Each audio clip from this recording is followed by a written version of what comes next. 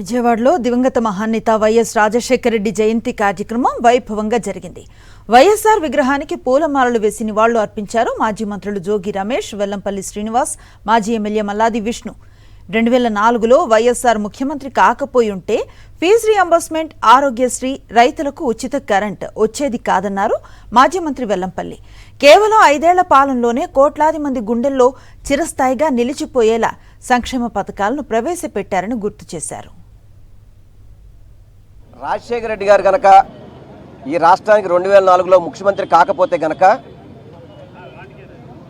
Fee reimbursement ఉండేదా, ఆరోగ్యశ్రీ ఉండేదా, రైతులకి ఉచిత కరెంట్ ఉండేదా, సంక్షేమ పథకాలు అనే కనీసం అర్థమైన ఈ ఆంధ్ర రాష్ట్రంలో ఉండేదా అని చెప్పని మనందరం కూడా ఒకసారి అర్థం చేసుకోవాల్సిన అవసరం ఉంది.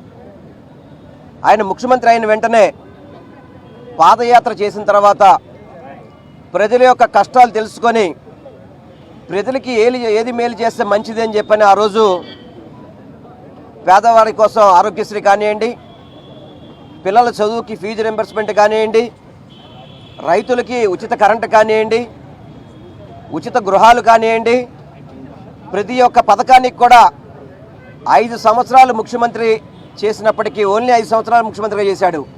కానీ ఈరోజు కొన్ని కోట్ల మంది గుండెల్లో చిరస్థాయిగా నిలిచిపోయే విధంగా కార్యక్రమాలు చేశాడు.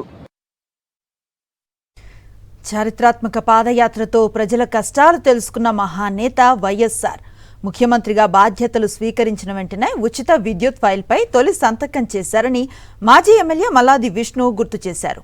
నాడు వైఎస్ఆర్ వేసిన అడుగే నేటికి తెలుగు రాష్ట్రాల్లో ఉచిత విద్యుత్కు బాటలు వేసిందన్నారు.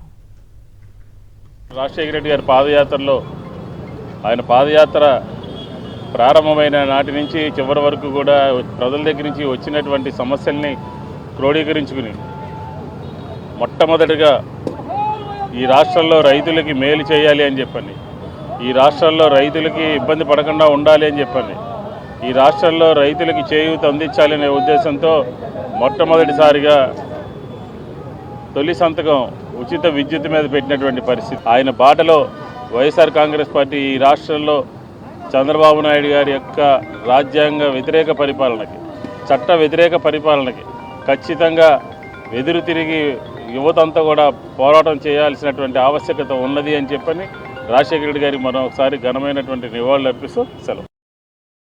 మరిన్ని అప్డేట్స్ కోసం ఛానల్ను సబ్స్క్రైబ్ చేయండి. నోటిఫికేషన్స్ కోసం బెల్ ఐకాన్ పై క్లిక్ చేయండి.